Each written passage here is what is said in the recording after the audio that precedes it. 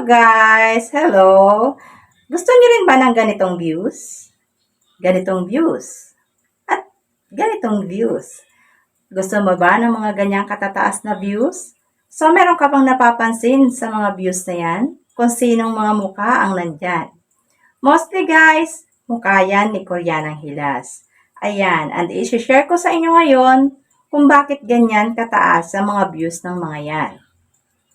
Kasi ngayon guys, sa panahon ngayon, si Koreanang Hilas ang apple of the eye ng mga content creators. Una, dahil matunog ang kanyang pangalan. Pangalawa, dahil siya ay binabatikos.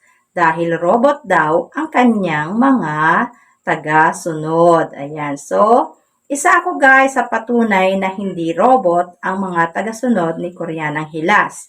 Paano ko nasabi yan? Dahil last August 3, 2023, umakyat siya sa aking live. And guys, ito ang dinala niya sa aking bahay.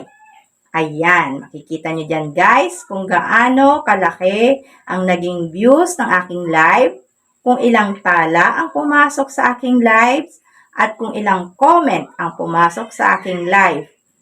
And from that time, biglang nag-boom pataas ang aking in-stream ads, ang aking minute views, lalong-lalo na ang mga sumusunod sa akin sa aking reels.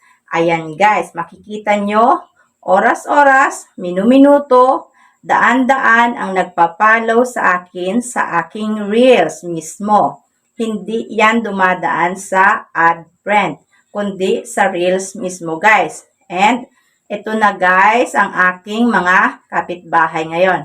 Ayan, nakikita nyo, almost 8,000 na siya guys. And hindi po yan mga robot, kundi mga totoong content creators na sumusuporta sa bawat isa. So kung ako sa inyo guys, habang mainit pa ang pangalan ni Koreanang Hilas, gawan nyo siya ng content. I-remix nyo ang kanyang mga reels, ayan, or di kaya gamitin nyo ang audio niya para ilagay sa inyong mga video. Pwede yun guys, okay? So, nasa sayo na yan kung anong technique ang gagawin mo, mag-remix or gumamit ng audio ni Koreanang Hilas para mag-boom ang iyong views. At higit sa lahat, huwag mong kakalimutan na palaging maglagay ng hashtag Team Hilas at hashtag Koreanang Hilas. So yun lamang po. Sana ay may kinapulutan nyo ng aral ang videong ito. Maraming salamat po.